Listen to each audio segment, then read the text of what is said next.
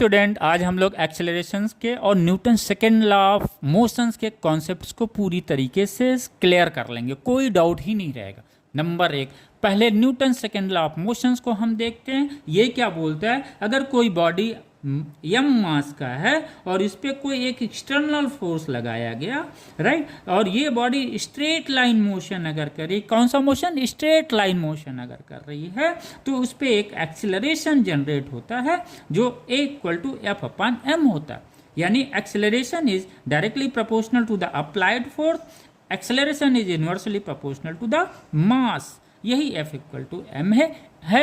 लेकिन एक चीज क्लियर है, ये कब लग रहा है, जब स्ट्रेट लाइन मोशन हो रहा है, कर्व मोशन में नहीं लग रहा है F=m है बच्चों, राइट, क्लियर हो गया। आइए अब हम लेते हैं एक उदाहरण यूनिफॉर्म सर्कुलर मोशंस का लेते हैं। तो यूनिफॉर्म सर्कुलर मोशन में बच्चों हमें 3 एक्सेलरेशंस के बारे में जानना है। पहला टेंजेंशियल एक्सेलरेशन, दूसरा सेंट्रीपिटल एक्सेलरेशन और तीसरा angular acceleration. Angular acceleration complicated इसलिए नहीं है कि उसका डायरेक्शन क्या होता है, always perpendicular to the surface, perpendicular होता है सरफेस का वो सरफेस जो रेडियस और वेलोसिटी को कंटेन करती है, राइट।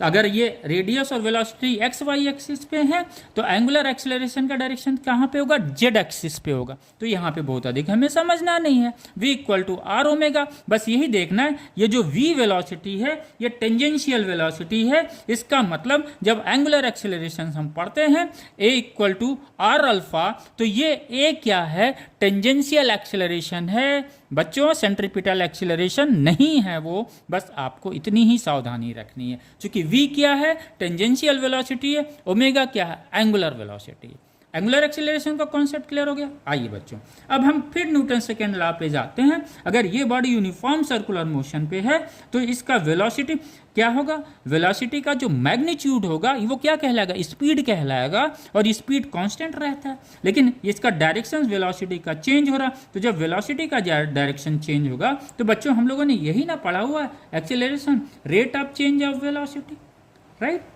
और ये वेलोसिटी कैसी है, टेंजेंशियल है, लीनियर है, उसमें चेंजेस हम लोग पढ़ रहे हैं, सर्कुलर में नहीं पढ़ रहे हैं, राइट। ओके, तो हमें ये जो यहाँ पे जो एक्सेलरेशन हमें मिलेगा वो इसी डायरेक्शंस में मिलेगा। यानी इसका टेंजेंशियल डायरेक्शंस क्या होगा, टेंजेंशियल वेलोसिटी के डायरेक्शंस में होगा, राइट। सेंट्रीपिटल एक्सेलरेशन, जब ये बॉडी सर्कुलर मोशंस में है तो उस m बॉडी पे एक सेंटर की ओर फोर्स का एक्ट करेगा और ये फोर्स अगेन एक एक्सेलरेशन प्रोड्यूस करेगा जिसे सेंट्रीपिटल एक्सेलरेशंस कहते हैं। उसका भी डायरेक्शन टुवर्ड्स द सेंटर होता है, इसलिए इसे रेडियल